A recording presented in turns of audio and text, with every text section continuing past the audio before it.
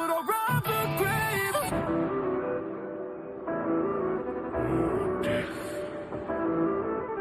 become my blade once more. Carrying a cross and the hilt's already fading. Leather in my grip, I never miss my swing. River running red from the dead, escaping. Heaven or hell, take the land between. And I bear this weight that I'm under, and no force could tempt a kneel. I bend for honor only, no this seal, it's not real. This shattered will define a spirit burning and honest. My demons paralyzed, terrified. They branded sacrifice, so tarnished early and often. My fury justified. Sealed up my fate and break the embers. A scarlet taste, my blade remembers. Temper my crown, yeah. I wield what can't decay. No, feel the fury inside, try to bury my pride, but I'll rob the grave. My skin to stone, my flesh to honest. This gravity is daunting. The poison breath, this blind of death cannot infect my conscience. Cause I've been here before, bloodstains on altar doors. And I wish I was more, but I jail my doubts and errant souls, yeah. This shattered will define a spirit burning and honest. My demons paralyzed, terrified. They branded sacrifice, so tarnished early and often. My fury justified. I decide. Sealed up my fate and break the embers. A scarlet taste, my blade.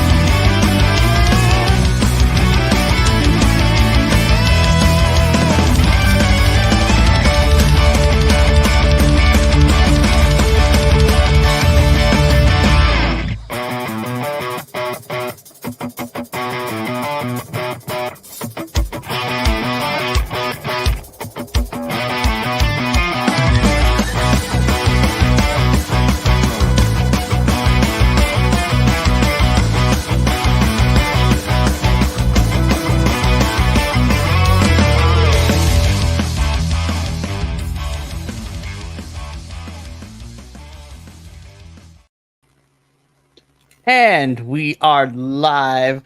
Hello to all you BC WrestlePod nerds out there, and welcome to another fantastic episode of the Takedown Troupe, your weekly TNA Wrestling Review Squad. We have a full house for this episode. It's been 2 weeks. I have missed these nerds. We've missed you nerds out there. And we are here to cover the Thursday, August 1st episode of TNA Wrestling. I am your host, Mikey. Joining me this week, as always, is Andrew and Will. The squad is back together. This is going to be a good one. If it seems like I'm out of breath, it's because me and Andrew just ran over here, metaphorically speaking, right after the Ring of Honor review. So if you tuned into that, hi, we're back for round 2. As Will looks at us like a disappointed parent, be like, what are we doing with our lives? Just kidding. But I'm excited. This is going to be a fun one. We do have some news that we're going to get to when we get to certain matches that occurred this episode. Andrew's giving me that look. I was just like, sir? Yeah, we got some major news that we're going to talk about when we get to our main event wrestling match for the evening, because I was shook, but not surprised, but we'll get to it when we get there. Alrighty. So let's start this review off hot. We kick off TNA this week in a 6-man tag team match. This is the Rascals, the full entity of them. So Trey Miguel, Zachary Wentz, and representing NXT Wesley. So we had the entirety of the treehouse still in their Buzz Lightyear gear from Slammiversary, which is a fantastic touch. And they are here to compete against Kushida, Trent Seven, and your new X Division champion, Speedball Mike Bailey. It's such a nice feeling to say that. So, my initial thoughts, I thought, again, this was a fun match. It was really fun to see Trent Seven do more with his British style of wrestling. And I really loved watching the Rascals have to work around said stuff so not to get like hit too hard. Obviously, Zachary Wentz had my spot of the evening with the continued Bronco Buster in the corner. I was just like, I think he just got lost in everything. It was weird. And even the interaction of Wes and Trey, like when they stop him and tag him out, it's like, bro, what are you doing? They were stupid. I love this. But yeah, the Bronco Buster, though, was hilarious. But Andrew, I'm going to come to you first with this one. We kicked off with this 6-man tag with an unlikely team of Kushida, Seven, and Bailey taking on the Rascals. So how did you feel about the match itself? And Zachary Wentz, I think he got lost in the sauce. So we also need comments on that. I mean, I thought the match was great. This is probably my match of the night, or at least up there for it. I mean, the Rascals went from, both their TNA and their WWE NXT iterations from being a couple of the best tag teams to being one of the best trios teams. They're so good together. Every iteration that you get tagging in from, all three of them to pairs to singles was great. It was a fun match all around. It's just some of the best and most entertaining wrestlers involved. I do have to say I was a little bummed. I hope that with Kushida, since we are not getting to see the version that we saw at Slammiversary, that we do get to see that variation of him being kind of like, the Demon Finn Balor kind of a thing, pull it out when needed. But I thought this this union between Time Ball Mountain was a fun, grouping, and especially against the Rascals. And I thought this was a really good way to start off the night with a high energy. Absolutely. And then, Will, same question. How did you feel about our opening bout and the continuous Bronco Buster spot in the corner? Well, I liked it. I thought it was pretty cool. It's really weird seeing Wesley with the Rascals. And I know the history of it, but it's just really weird because we've seen them so separated. It's been Wesley over here and then the Rascals over here. Now they're back together, and it threw me off a little bit at the beginning. But now I'm so shallow. Now I kind of like the Rascals. And I think it's probably because Wesley is back in the mix, and he just makes things a little bit better. I don't know what it is. It's funny. But yeah, that thing in the corner with Wentz and Trent Seven, I was like, what in the world is happening right now? Just like, and that's what I sent y'all the message about that. I was just like, I'm sorry, whoever says that wrestling is not homoerotic, they have obviously not actually watched wrestling. Because that one moment would have been like, oh yeah, this is gay. Yeah, this is totally gay. Like, yeah. Wentz did that for like a good whole minute, and then even after the spot, he kept going while the rest of the match was happening. And it wasn't until West like pulled him out. I was like, bro, what are we doing? I know. And then he got a little bit more into it there towards the end of it. And I was just like, my goodness. He got lost on that mustache ride. Mm-hmm. I mean, who wouldn't? He was in another reality at that point. So I was just like, wow. But overall, I really liked it. I really liked the match. I thought it was a great match. I thought it was fun. It was fun to watch, Mike Speedball just do his thing. I just really enjoyed it. It was really fun. It made me kind of excited about the night. I think this was a smart match to put to kind of kick off the episode and figuring what we got else in the evening too was actually pretty solid. But the Rascals do pick up the victory here, which, unfortunately Trent Seven took the pin here, but thankfully we did not pin Kushida, especially after we getting like his alter ego at Slammiversary. And then of course we don't want to pin Mike Bailey just quite yet because he is just our newly crowned X Division champion. But Rascals with another win. They're doing great things here. They've been doing great things in NXT. It is fantastic to see.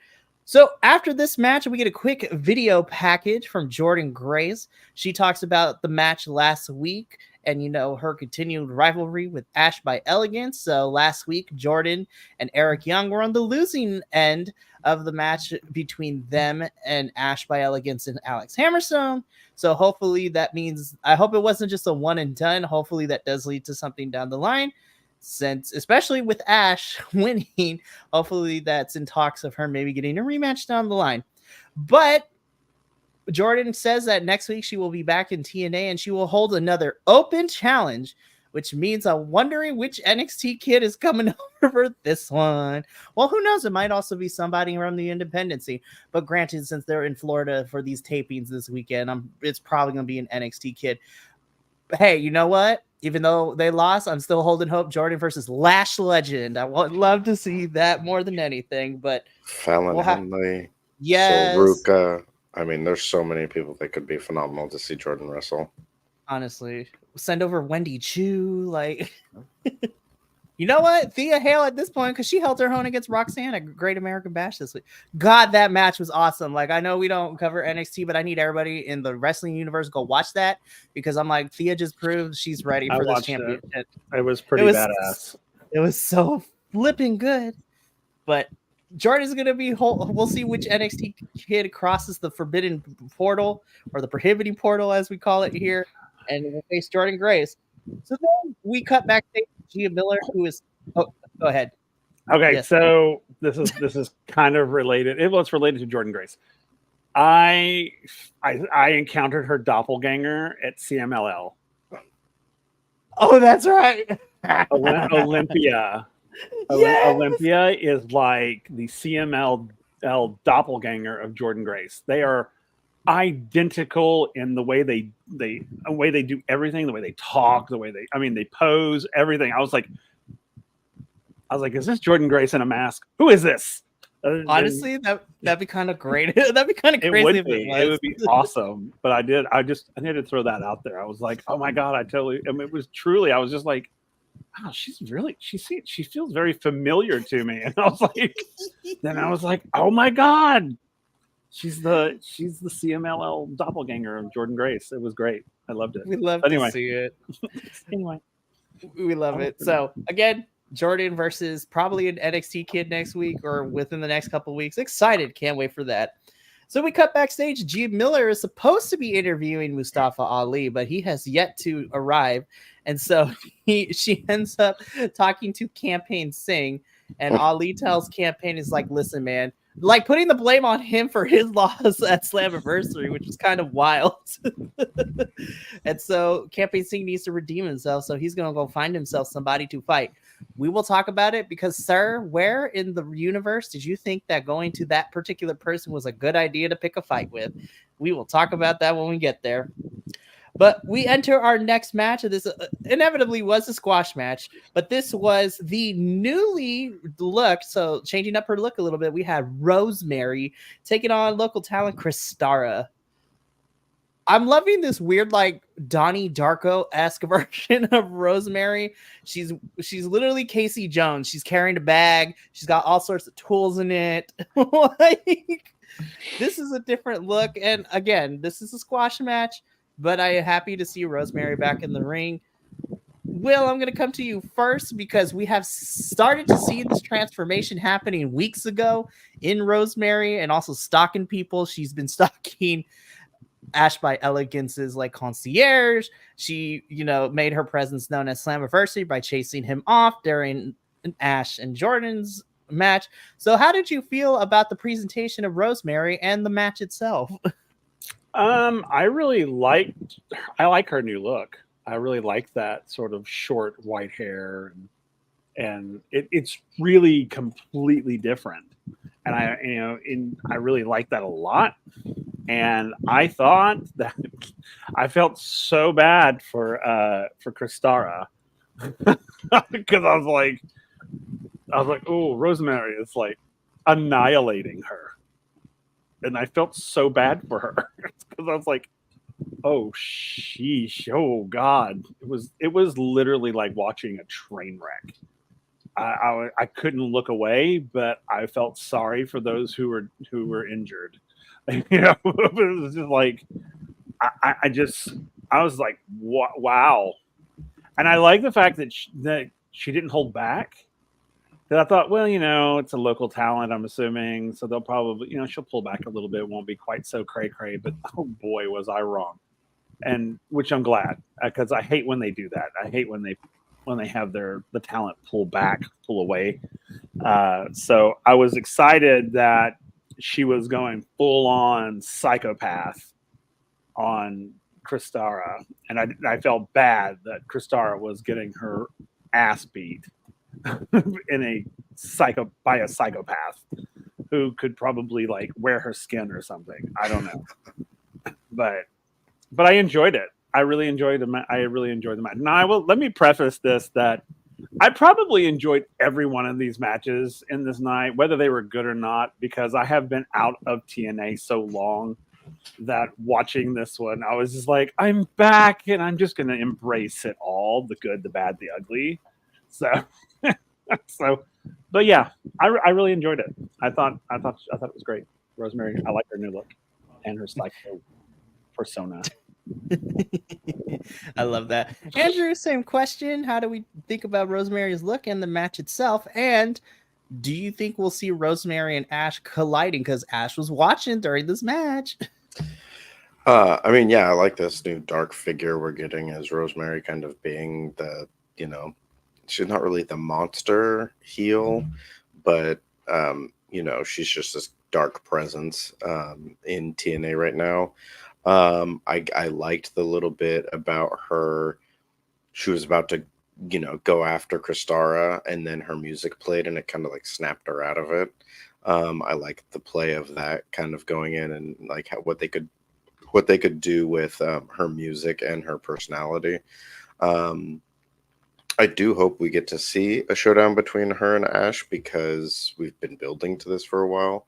I wonder what the interest is going to be. Is it going to be Ash specifically because of what Ash did to Havoc and all of that? And is that gonna lead to that feud being like wrapped up, or is it going to lead, like, are we going to see Rosemary move on from that to maybe going after that Knockouts title?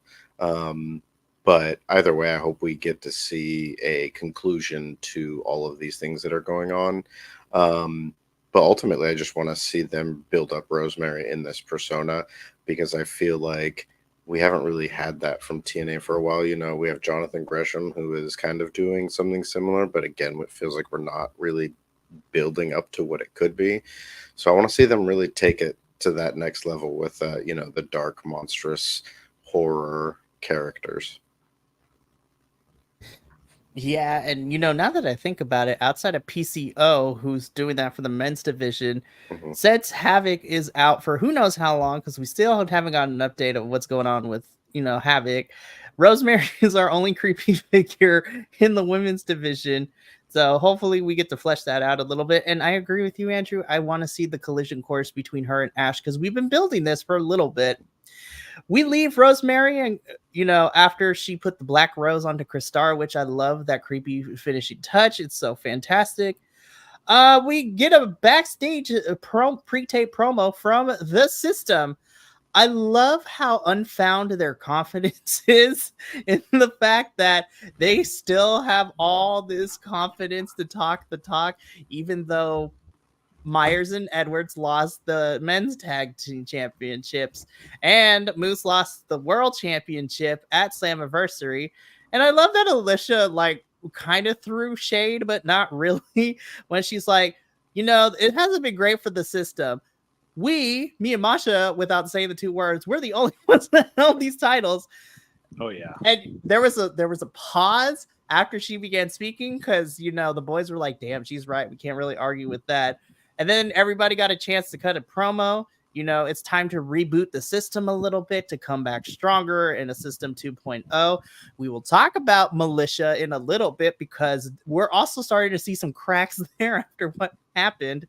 But I love the unfound confidence that the system has, even though they lost the titles and they lost last week during the match between ABC and Broken Matt Hardy too. But they're like, we're gonna come back stronger than ever, which I kind of hope because I think the system adds a really cool storytelling element with this big faction because they're really the only faction that TNA has at the moment.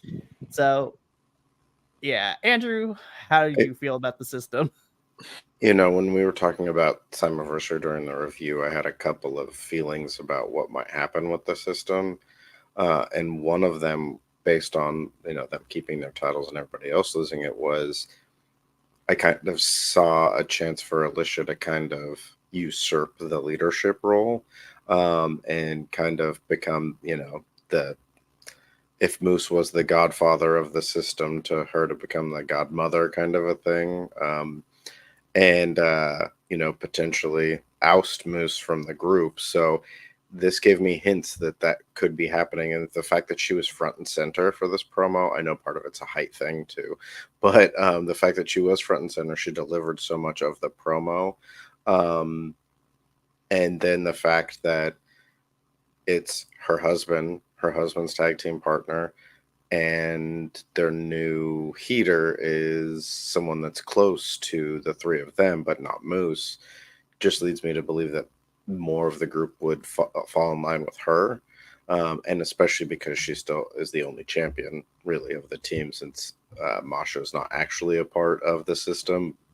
So it'll be interesting to see how they're going to turn this and what's going to happen with it. But we could get some fun storylines and some fun action from this. So.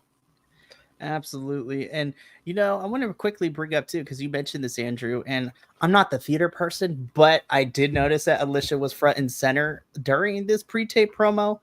And, whether it's theater or even cinematography, like usually the person that is in the, central frame of a shot, the way that you stage it, be like, all right, well, I mean, yes, Alicia is definitely the shortest out of everyone. Also, by the way, I love that Dango was struggling to peek over Brian Myers the entire time, which was funny to watch because JDC is kind of part of the system, but not really. He's like that cousin that your mom makes you take with you regardless of where you go. But yeah, I would, because Alicia was in the center, I was like, oh, okay, we about to get a bad bitch moment. It's about to be on and popping. It's going to be great. We're far enough in. I'm dropping my curse word for the evening.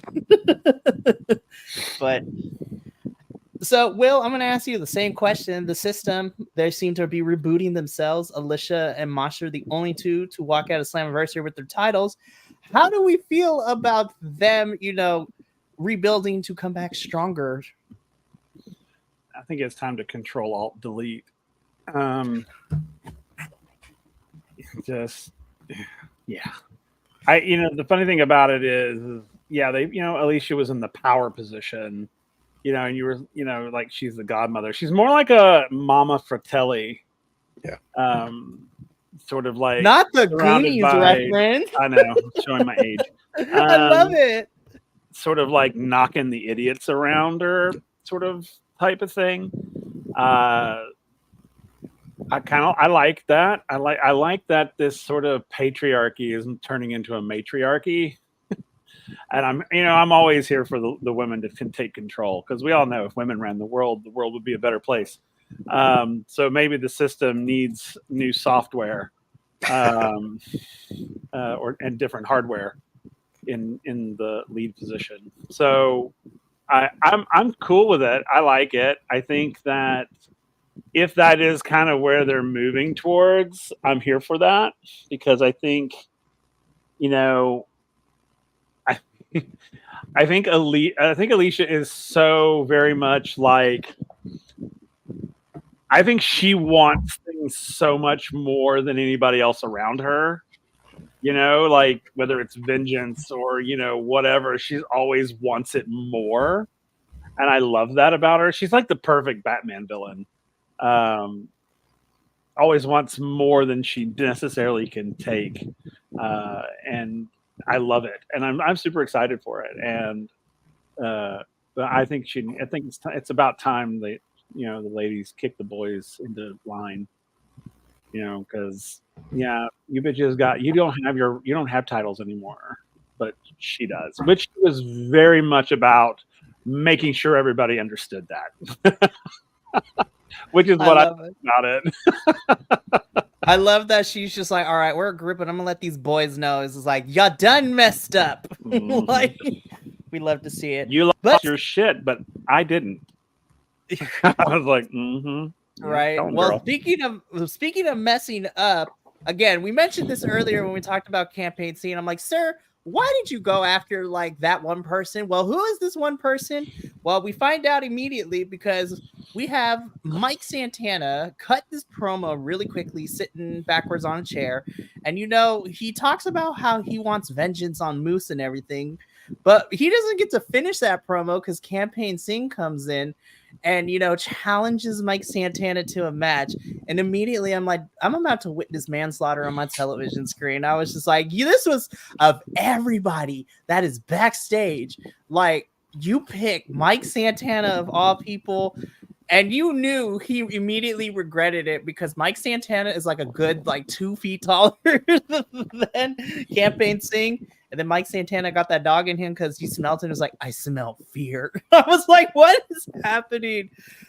Campaign Singh was a dead man walking, and I was just like, it's only a matter of time. We're going to see this match happen a little bit. But I love the fact, and we'll talk about it a little bit later after Santana and Campaign Singh's match, that Santana looks to be out for blood now, which makes me excited. But speaking of out for blood, Josh Alexander's new music plays twice, but he did not walk out on stage because it's like, what is happening? And let me tell you, we cut backstage. Gia Miller's just like, look, Josh, all I just want to know is why'd you do it? And then Josh gets snippy with Gia. I was like, how dare you do this to Gia Miller? She's just doing her job.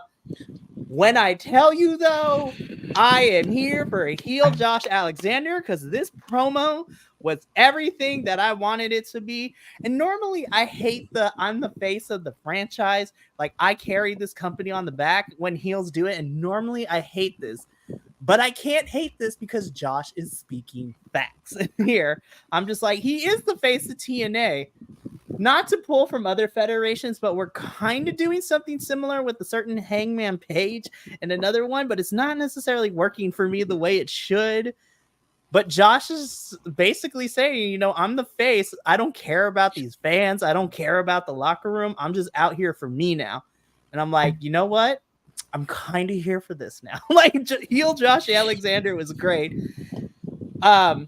Josh walks away. Ryan Nemeth comes in to check in with Gia Miller, and then he immediately walks out to begin his match, which we'll talk about in a little bit. But boys, we saw the turn of the century happen at Slammiversary when Josh Alexander dick kick city'd Joe Hendry in the main event and then hitting him with the C4 spike to eliminate him in that match.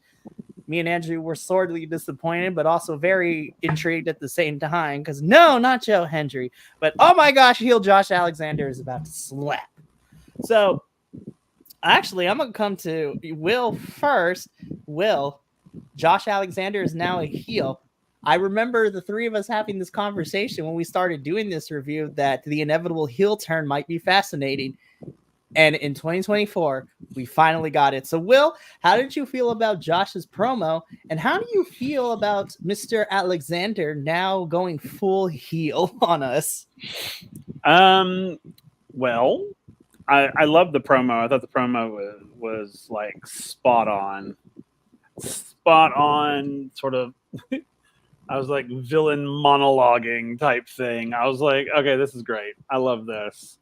I love the full turn, and I think that, I mean, we all knew, the three of us all knew that this was coming. We knew it was coming. I mean, it was inevitable. I mean, you know, you can only be the good guy for so long, and then it becomes kind of stale. And I think we were feeling it coming pretty like early on.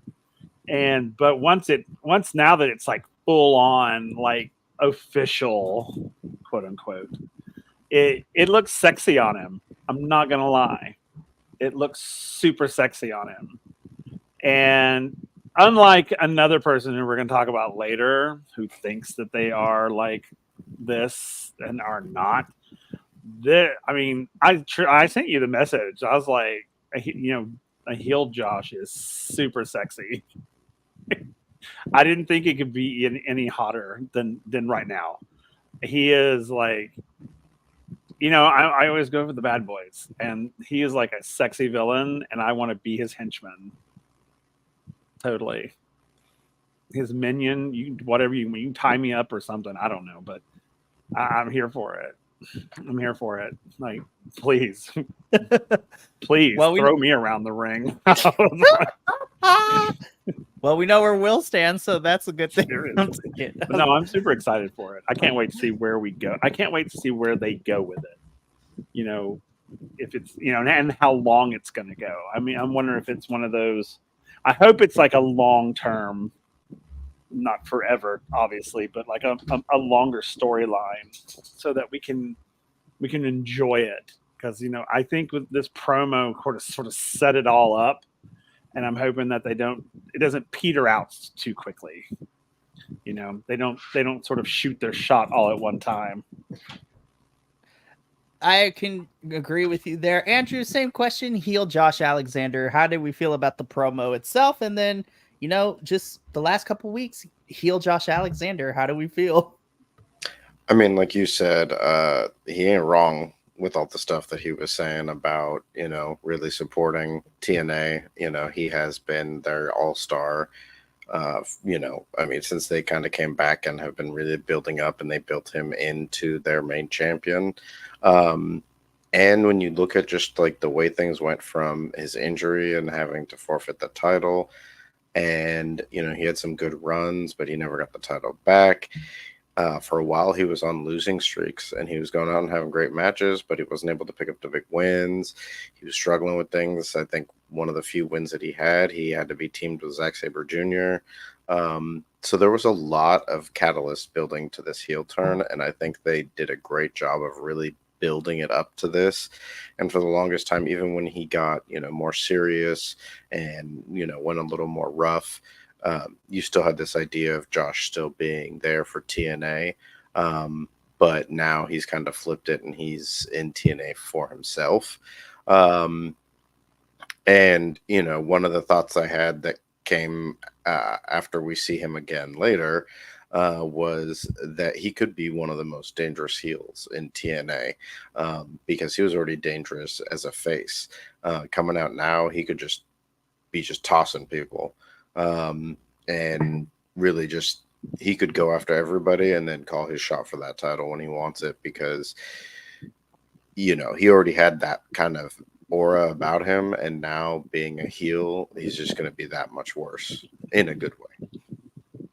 He's now going to be the walking weapon of mass destruction.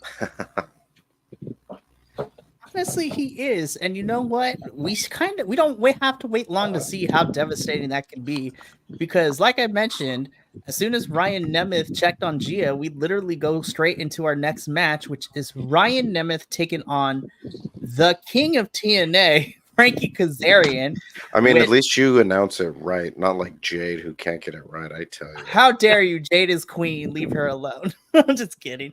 I love Jade just leans into it, too. It's so fantastic. Every time Frankie makes sure that Jade better say it correctly, which is so funny. He wants me to call him this. She literally just like, this is his idea, not mine, kind of a.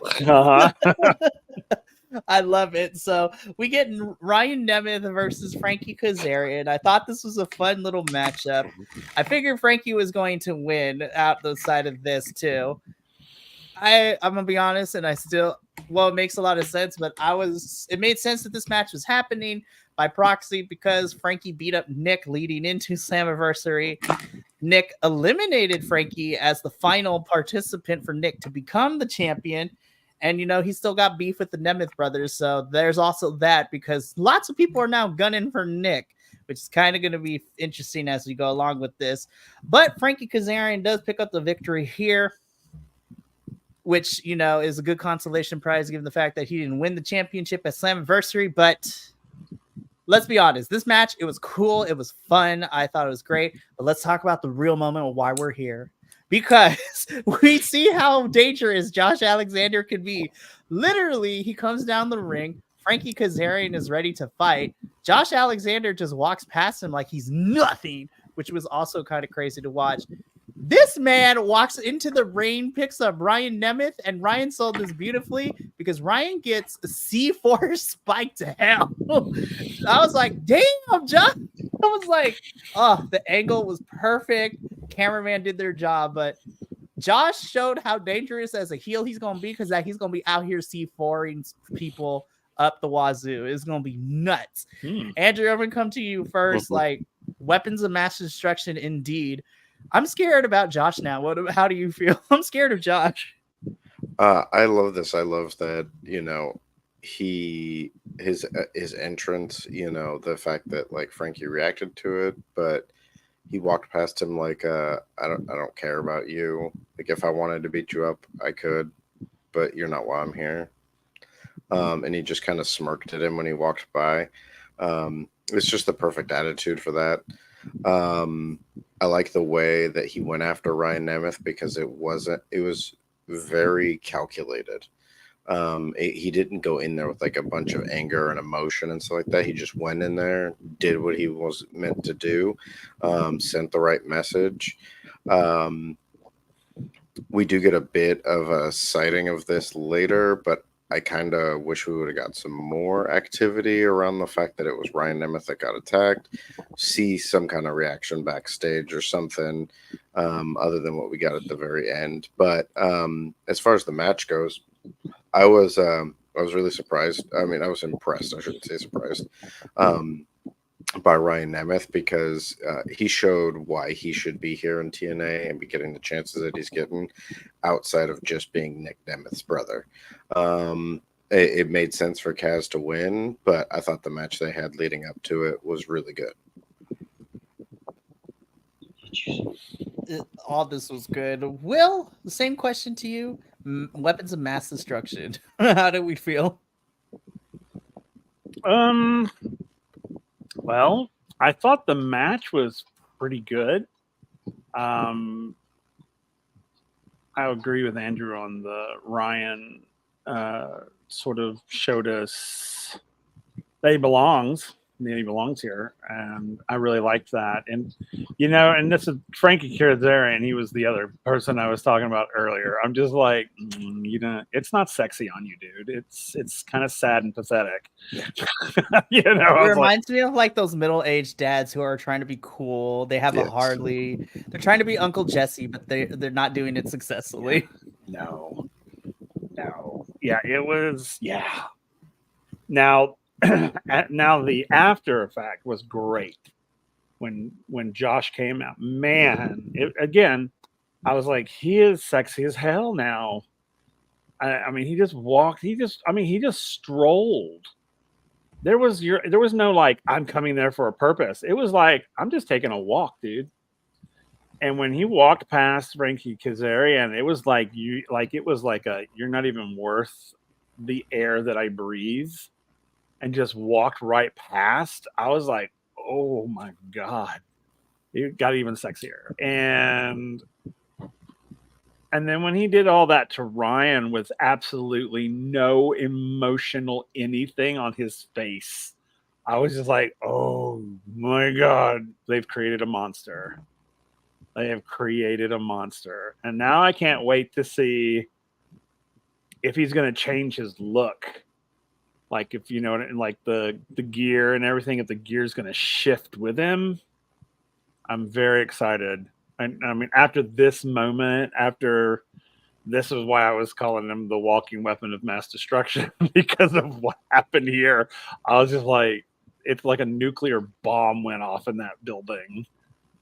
And he did his thing, and then he got up and he walked away. And I was just like, oh shit. it gave me chills. I was like, oh my gosh. Wow. See, and I'm kind of glad this is the trope that they decided to go with Josh to be in this heel persona too. Now, everybody has a favorite different type when it comes to a heel trope that we see all the time in professional wrestling. But the ones that don't necessarily get the justice that's done, but I think this one will work for Josh because he is super talented and we know he can go into the ring. This version of Josh Alexander frightens me, but in a good way because he doesn't have to be a whiny little heel. He's not a chicken-esque heel where he's going to be running away from folks. The best way that I can put it is that, like, Josh Alexander is a JoJo's Bizarre Adventure villain. Like, it just exudes this cold aura around everyone, and you just need to look at him wrong and he'll, like, snap you like a twig. Like, it is scary and frightening that we get. This is the version of Josh we're getting, but it makes me super excited because now, while the system goes to reboots themselves, the men's locker room, whether you're Nick Nemeth or Speedball Mike Bailey with your championships or even PCO to a certain extent, the whole entire men's locker room just got put on notice after Ryan Nemeth got C4 spiked. And I'm just like, oh, the men's division is about to run in high because this is about to be crazy up in here. Yeah. But there's only one hero who may have the potential to take down this monster that is Josh Alexander. And we'll talk about him in just a few short moments. But we're going to spend some time there because literally, if they build this right, I think this might be feud of the year for me. But we'll get to there in a little bit. Because after this match, we go to commercial, we come back, and we find out that at Emergence, which is at the end of this month, we are going to be seeing the return of the Ultimate X match, which makes me super excited. Now, according to this, I believe they said it's just the men's one right now, because we did have the women's last year, so we are going to be having qualifying matches the next couple weeks for a men's X, Ultimate X match. But I'm excited. If we want to let Emergence be the pay-per-view every year where we get Ultimate X, I am here for it because it'll be super fantastic. And if I remember correctly, I believe it was at Emergence last year when we had the women's one, and that's where Giselle won her Ultimate X and cashed it in earlier this year, which makes me super excited. But I'm excited. Ultimate X is a really fun stipulation match, and whoever's involved in this will be crazy. But speaking of people being crazy, we get a knockouts match next. And for me and Andrew, this was a rematch from this past weekend. And what I loved even more is we got to see bits and pieces of this. So we have Masha Slamovich taking on Jody Threat, the rematch, because commentary talked about it, and we got to see short little video clips of Masha and Jody going at it at GCW's Bloodsport, or I should say Josh Barnett presents GCW's Bloodsport, in which Masha and Jody went at it in a bare knuckle brawl. Masha ended up coming out with the victory after giving Jody a TKO, like knocking her out completely. And so now we get a semi-rematch here in TNA. We love continuity and wrestling, like, honestly. And I gotta say, I really like this match. It was great. Obviously, it was more wrestling based than Bloodsport, but Masha and Alicia, the Militia downfall is starting to happen because Alicia Edwards, that crafty girl, tries to do the same thing that happened at Slammiversary in order to get Jody Threat to run into said title. However, it backfired because Jody was able to get Masha to get knocked into it instead, which allowed Jody Threat to pick up the victory here. Also, shout out to Danny Luna for selling the hell out of Alicia, throwing her into the metal pole. She literally ran into that thing and did like a 180 into it. I was just like, you go, Danny. I love it. Andrew, I'm going to come to you first. Jody kind of got a redemption here after Bloodsport. So how do we feel about this knockout match? And what do you think is now going to go down since Jody pinned one half of the Knockouts Tag Team Champions? I thought the match was a lot of fun. Meta-wise, I feel like this was like part of that, like, okay, you're gonna get the win at Bloodsport, you're gonna get the win here. I liked getting to see them wrestle again. It was a relatively quick match, but it was a lot of fun. The antics, and I love when, especially when it's heels against face. I love when the heel friends outside the ring get involved. The face, friends, allies, partners, all that stuff outside the ring also get involved, because I hate when they just stand over there and they're just like watch it happen to their partner. So I love that Danny was coming over, especially because Danny is such a powerhouse. And so there was, it had to be the trickery of Alicia versus the power of Danny, and that boot that she gave her at the end to help set up the finish was cool. I feel like we'll probably get another singles match, maybe Danny versus Alicia. And then I wouldn't mind getting some more back and forth feuding between some of this, maybe, Alicia using the system to set up some matches that Spitfire have to go through, because now they don't have that immediate rematch clause anymore. So just doing some things to kind of play some more mind games with Spitfire, and ultimately have that rematch happen again. But the match itself was great. I love watching these two wrestle. Yeah, it was fun. It was a lot of fun. Fantastic. Will, same question to you. We have knockouts action. Jody Threat beats Masha in this match after antics backfire. So how do we feel about this match and overall the feud that's been going on between these two teams? Overall, I really enjoyed the match. Of course, you know me in the women's matches. It could be the crappiest match there is, and I'll still love it. But this one was not that. It was actually really good, and I agree with everything that Andrew said, because literally that's what I was going to say. But I love Jody and Danny's team. I just love their dynamic. I mean, it's so fun. It was so neat to watch, and Masha and Alicia, they're like oil and water. It's like they seem oil on top of water. It kind of looks pretty, but underneath they're completely separated, and you kind of feel that in their style. Oh, I'm going to sneeze. Sorry, guys. Bless you. Thank you. But I think the way Jody and Danny work is a lot more fluid. Almost, I really like them together, and I hope they stay together for a while.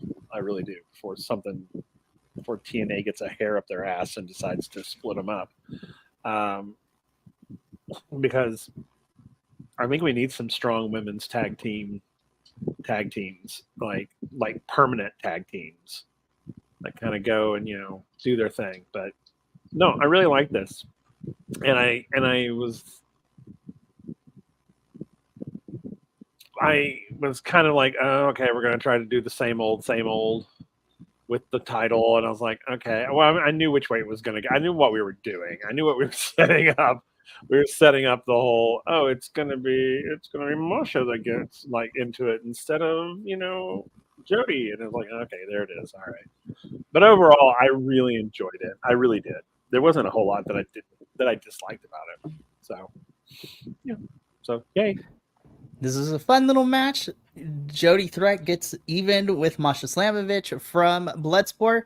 And you know what? As Andrew stated, I would love to see Alicia and the system try to put obstacles in front of Spitfire, especially since they lost their automatic rematch clause at Slammiversary. So build them back up, which would be fantastic. All right. We talked about it a little bit earlier. Josh Alexander is being a menace out here. He is scary. He's about to destroy this men's locker room. But fear not, because there is a hero. Because say his name, and he will definitely appear. Why? Because we believe in Joe Hendry. Like, we get this pre-tape promo from Joe Hendry with this epic score, by the way, backing behind this promo and everything. I was just like, oh, okay, we're making Joe Hendry the hero of the story, and I'm here for it. And Joe talks about, he's very thankful and he loves the TNA audience, despite not getting the job done at Slammiversary, despite getting kicked in the nuts from Josh Alexander and being eliminated, despite not winning the TNA World Championship at Slammiversary, he has the TNA audience to build him back up, and he will be the face of TNA. I'm just like, sold. I'm throwing my money at it. Like, here's what I think is going to happen. I think between now and the end of the year, I think somehow we're going to get Josh versus Nick. Nick's going to lose the title because heel champ Josh Alexander would be great. And then inevitably builds it up where Joe Hendry will finally be able to beat Josh. And I just want to see Joe Hendry hold that title at some point. You know, I also love the little fact that Joe was, filming this promo in the NXT locker room, because I was like, I recognize those lockers in the background. I'm like, this is at the Performance Center. But you guys, I love Joe Hendry. I want good things for him. Like, I think this feud, if they build it correctly, because I'm pretty sure we are going to get Joe and Josh feuding, I would love to see the end of this feud be Joe finally overcomes Josh and wins the TNA World Championship. This is gold on a platter. I'm biased, though, because I love Joe Hendry. He's fantastic. He's no longer just a meme. And he constantly has good matches. He's about to fight Joe Coffey next week. It's about to be crazy up in here. But I'm going to go to Andrew first. Andrew, on a scale of 1 to 10, how much do we believe in Joe Hendry? 20. Yeah, I mean, he is at the top right now. Like, I think he's in this position, and this promo kind of gave me hope for this, because I think a lot of people are like, oh, he's going to sign over to NXT. But I feel like he's in the perfect position right now to stay with AEW, go for eventually getting that world title, and there's enough interest in him and enough popularity of him that NXT will be willing to still, like, you're going to stay there, we'll still work with you. Because right now, both companies are working so smart with some of the people that they have, between Wesley being here, Joe Hendry going over to NXT. And he's just in a position where he's just growing himself as a performer and as a professional wrestler. And it's so great to see, because it's happening so naturally. I'm super excited for it.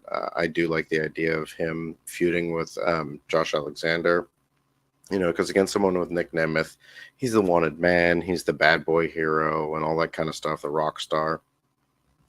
But a heel Josh Alexander against Joe Hendry, who is like currently one of the few. He's our true babyface right now. He's one of the few, if maybe the only true babyface, especially at the top.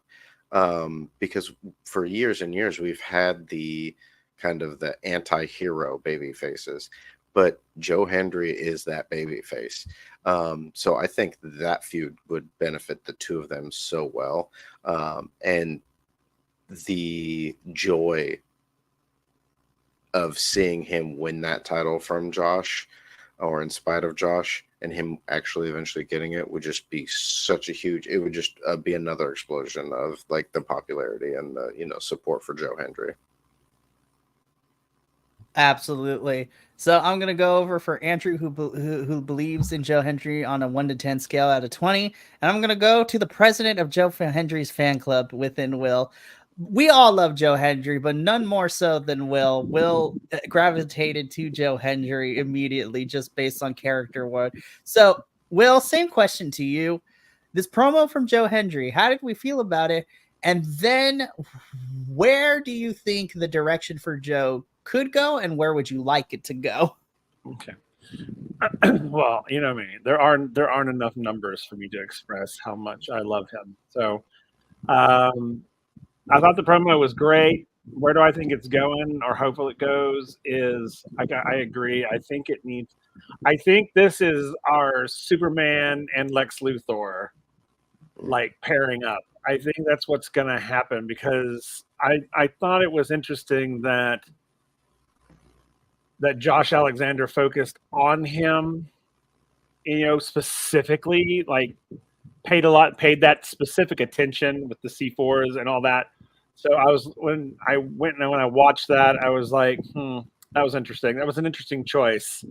So then as I listened to all the promos and kind of was reading some of the Twitters and backlog stuff, I really think that I think it's going to be like a Superman Lex Luthor thing. I really do. I think it's going to be Josh Alexander in his new, villain role, doing anything and everything he can to undo the superhero, because everybody freaking loves Joe Hendry. And now everybody hates Josh Alexander. Well, not everybody, but you know what I mean. So he's now the bad guy. So what does a bad guy do? I mean, the villain is always trying to disrupt the hero's, basically his life. So I think that that's where we're going. I really do. And I really hope that it goes.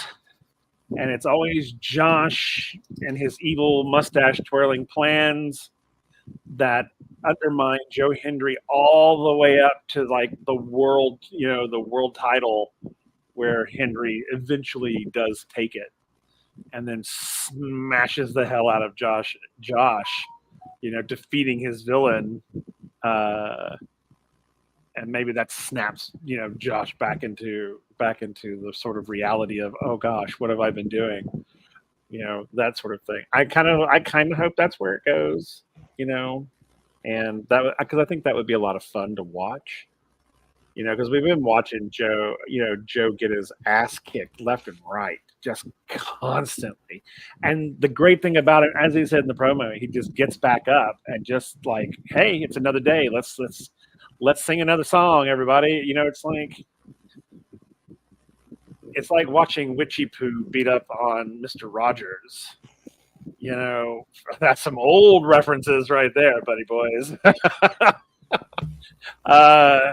God, that hit me deep. I was like, I know my pop culture knowledge. I was like, holy crap, he pulled that out. But it is. I mean, it's like, it's literally like watching that. It's like, he's like Mr. Rogers. He's the one person that everybody loves, no matter who. And you're just watching. And I think it would be great television.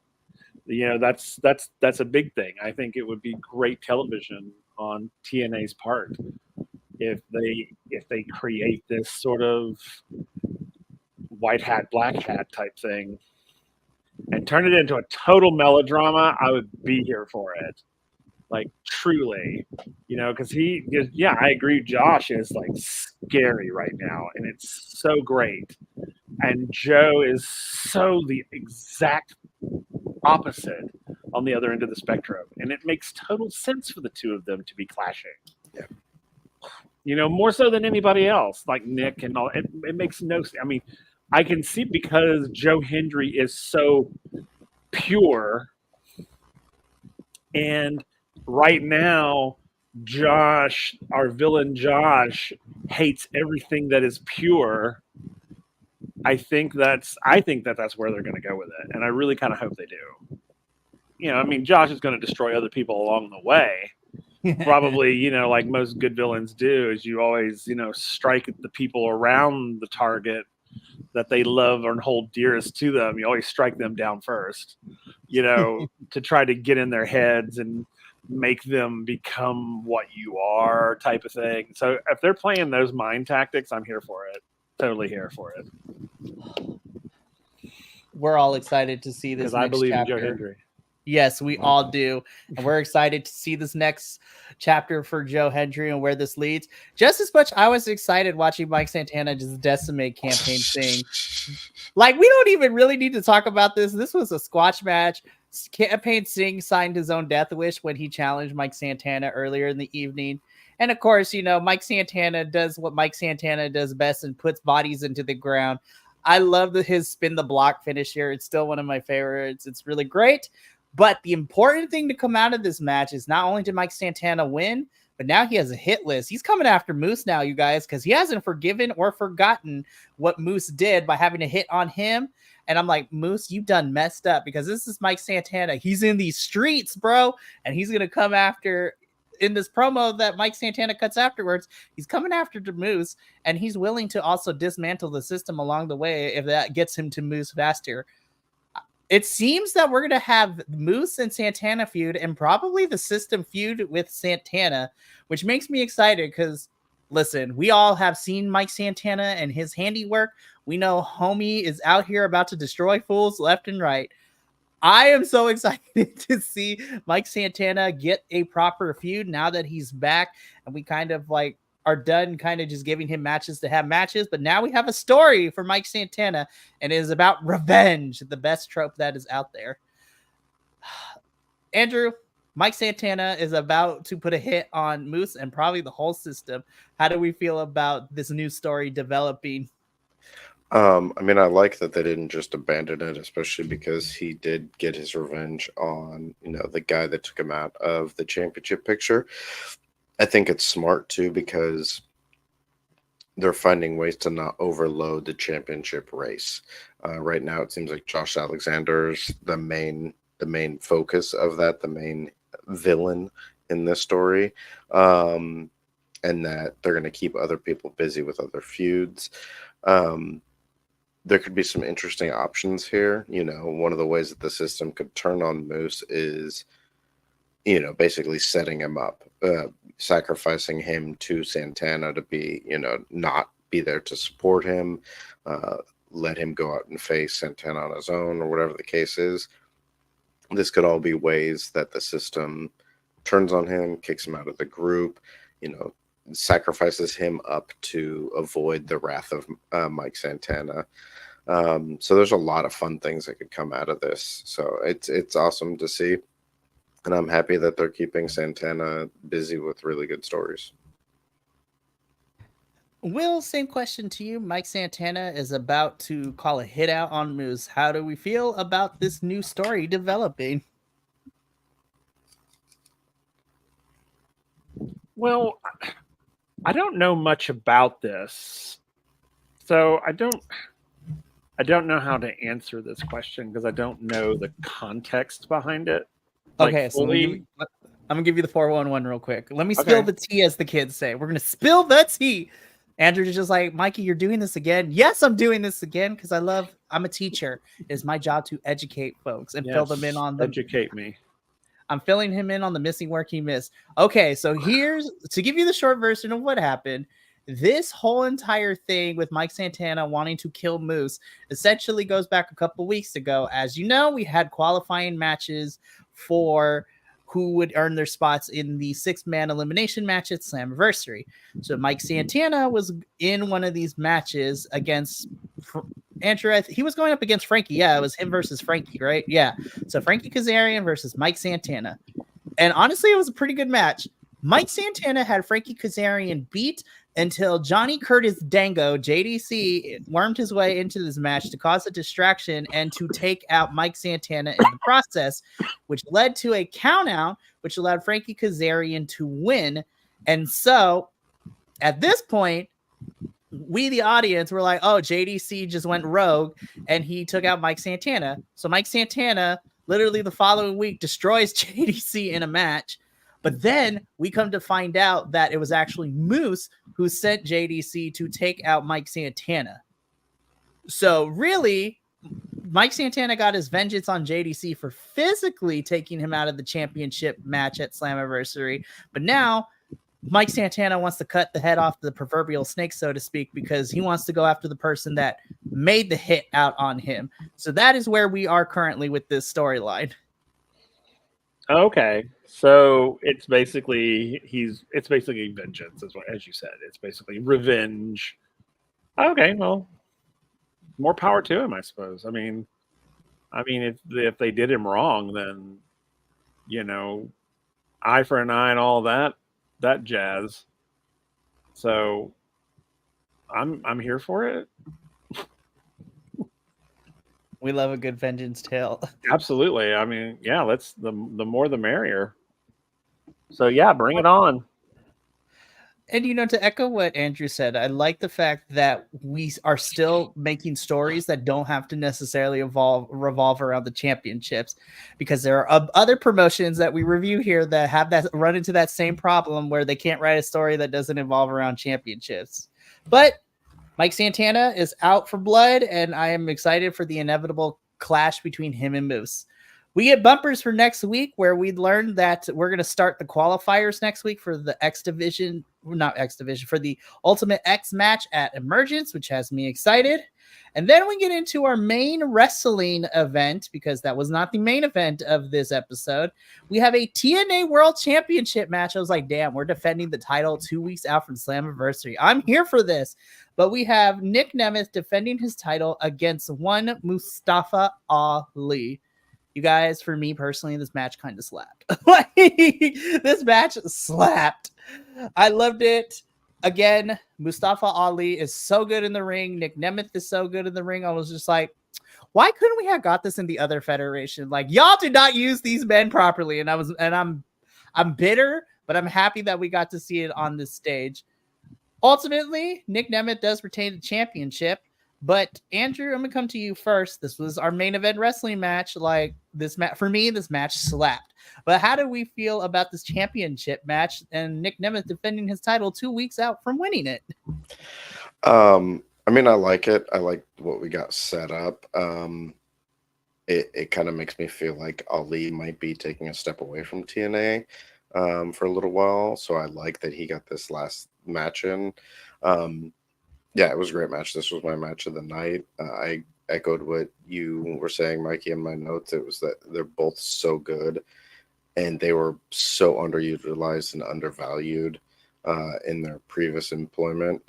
It was just, they showed it. They showed why, Nemeth is the world champion in TNA and in AAA, and why Ali, in the short amount of time that he's been here in TNA, ranked himself up there as one of the top stars of the X division.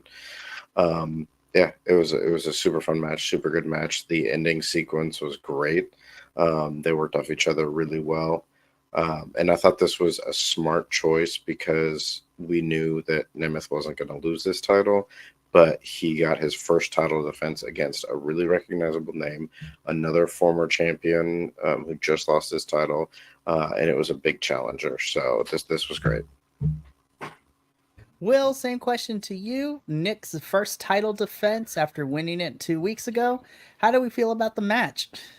I really liked this match. This was probably my match. I would say it is my match of the evening because, I'm going to echo a lot of what you both said.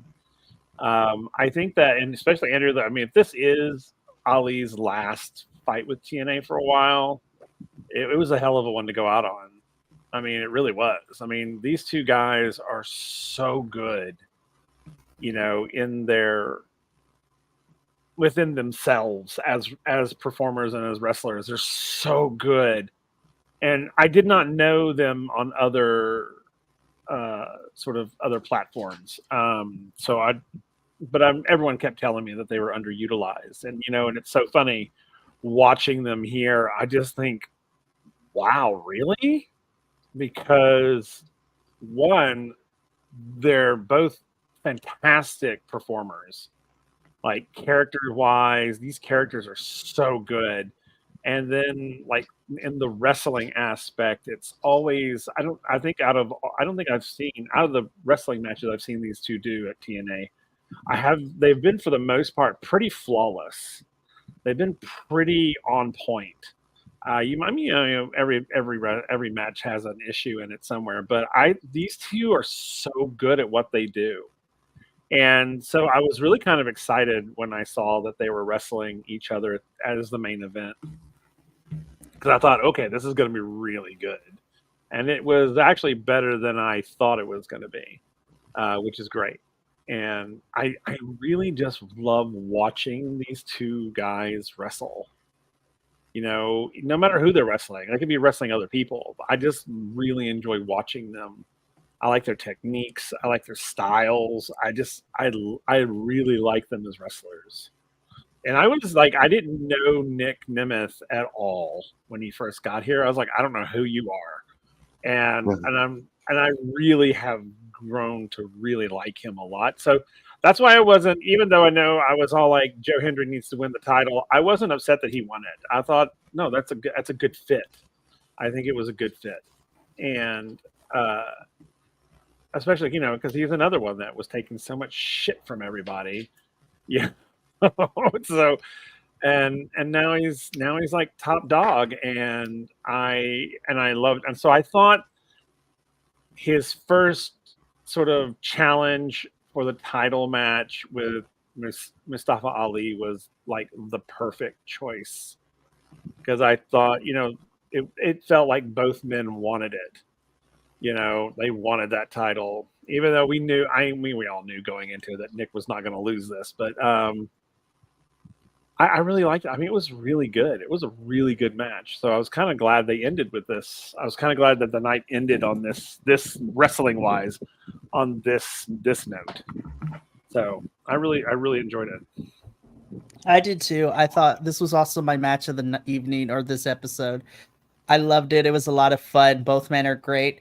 And then, alluding to what I mentioned earlier at the beginning of this, in terms of some news, as Andrew and Will has stated, Mustafa Ali seems to be done with TNA for now, and he released a letter on all his social medias yesterday after the match aired, which was great timing on his part. And I highly recommend everyone go check out that letter and read it, because Mustafa Ali, while still being in character, also breaks character a little bit to express his gratitude of being with TNA the last 6 months, and how amazing it was to be a part of this company, to take it to new heights, and that he's going to be going, to fulfill some independent dates outside of TNA. But it seems that he's left the door open if he wants to come back to TNA. But Mustafa Ali will never see this, but I can only speak for me, but I'm pretty sure my other constituents here feel the same way as I do. But Mustafa Ali, the fact that we got you for 6 months under not a signed contract with TNA all this time, and you came in and elevated the X Division, you elevated the company. The fact of the matter is that as the X Division champ, you made your way onto Pro Wrestling Magazine, the cover of it, not only being the second X Division champion to be there, because it's mostly WWE folks who end up on there, but also to be the first wrestler of, your origin and ethnicity to grace the cover of Pro Wrestling Magazine too is fantastic. And from the bottom of my heart, thank you for giving us 6 amazing months of your presence in TNA. And I look forward to where you end up next, or if you decide to come back. But Mustafa Ali, for myself and the rest of the TNA boys, thank you, because you were awesome and we love you. And we're going to continue to follow you. Come to GCW. I want you to fight some people there. Just say it. But yeah, I'm going to miss Ali, but I'm so happy for the 6 months we've gotten, because that man was awesome. And I look forward to what's next for him. All right. But the other important thing is, after this match is over, we had a stare down, because Josh was watching from the ramp, you guys. Like, he's eyeing Nick Nemeth's title. I'm like, here we go. This is going to be a good feud. So we're slowly building to the inevitable clash of Nick Nemeth and Josh Alexander. That match is going to be fire. All right, here we go. So we got through that main event match. So now we're going to get into what closed out the show this evening. But you guys, we are here today to celebrate the marriage between PCO and Steph DeLander.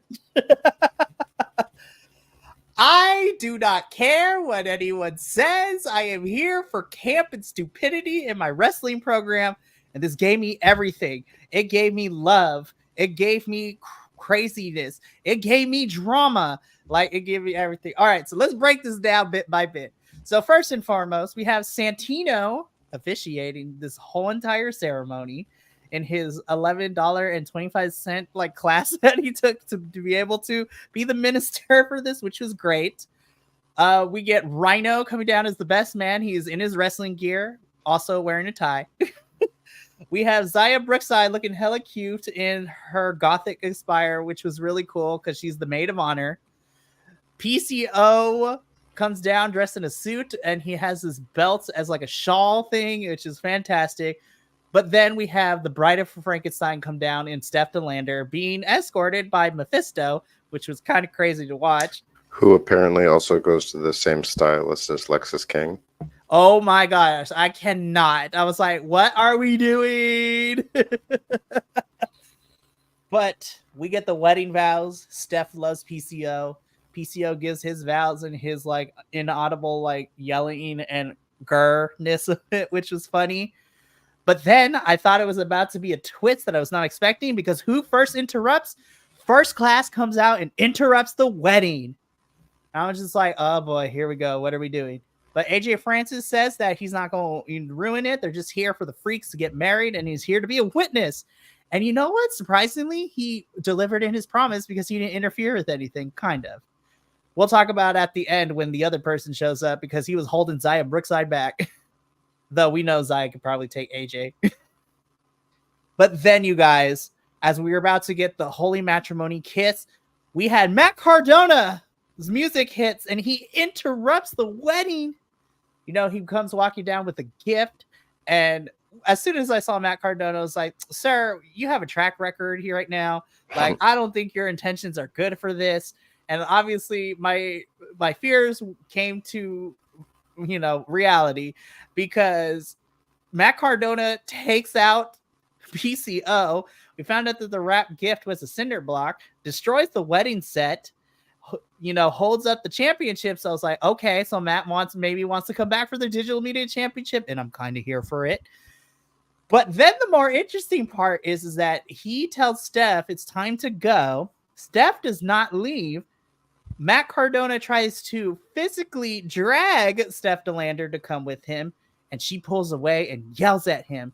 And eventually he leaves, and we end this episode with Zaya Brookside consoling Steph DeLander about the wedding being ruined. At least nobody got shot this time. Because the last TNA wedding we had, somebody got shot.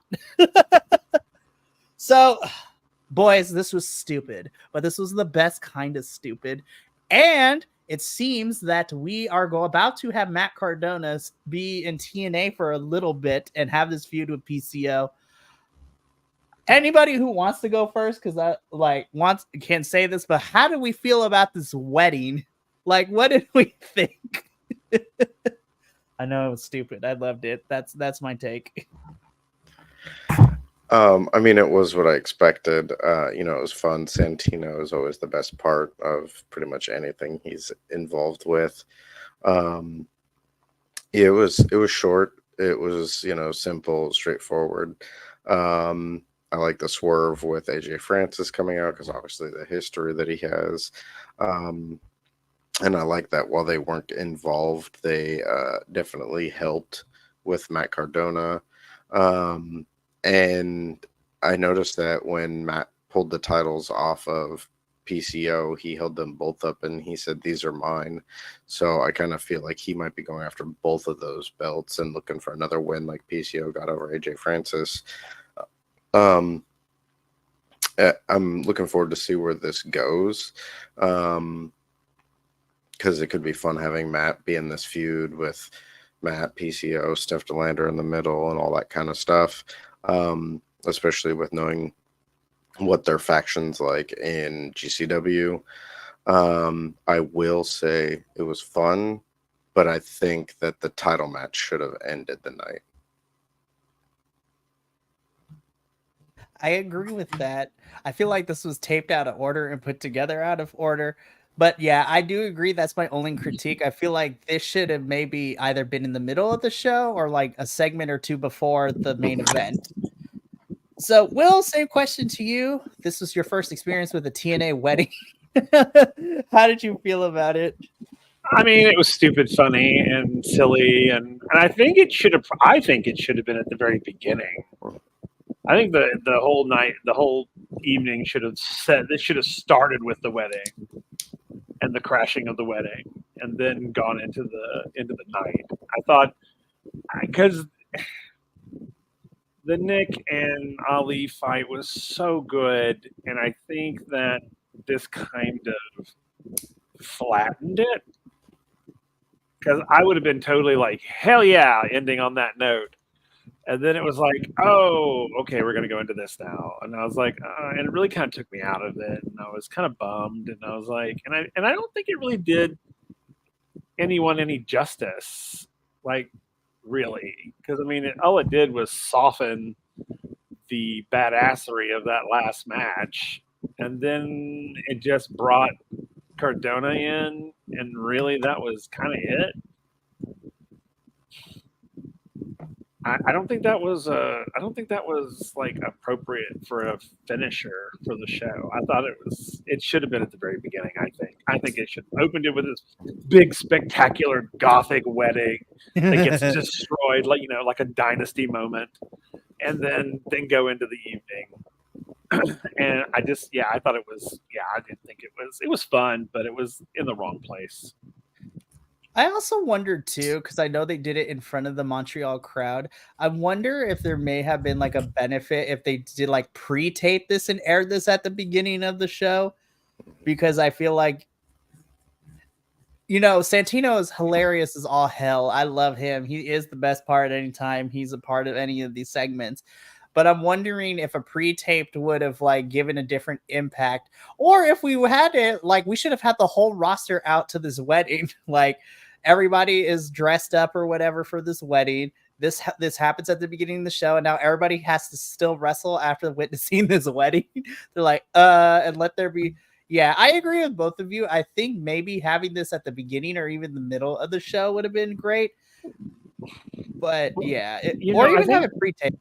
I think if it were at the beginning and, like you said, had the whole roster out there, they could have ended it with a full-on roster brawl. I mean, truly. I mean, it could have just been like people all the heels fighting on each one other side, as they go off the and then yeah. I mean, that would have been more exciting, than what they did with it. Right. I mean, So anyway, but that's neither here nor there because it happened already. Yes. So we leave Steph DeLander being consoled by Zaya Brookside after everything happened as TNA goes off the air for this week. We're going to wrap this up with our empanada ratings. I'm going to go first. I'm giving this week's TNA an 8 out of 10. I love the wedding. It was camp. It was stupid. So I loved that more than anything. But I do agree that it was in the wrong spot, because then everything else that we got even with our squash matches, they were still fun because they're like, let's get these out of the way to focus on the actual stories we got next. I really enjoyed the show. It was a nice continuation of, post Slammiversary. And we're setting up as the road to emergence has officially begun, because we're getting qualifying matches next week. And we're starting to see the potential matches we're getting at the end of August for emergence. So I give this an 8 out of 10. Andrew, I'm going to come to you first. How do you give this week's TNA? I give this an 8.25. It was a pretty fun episode with some awesome matches.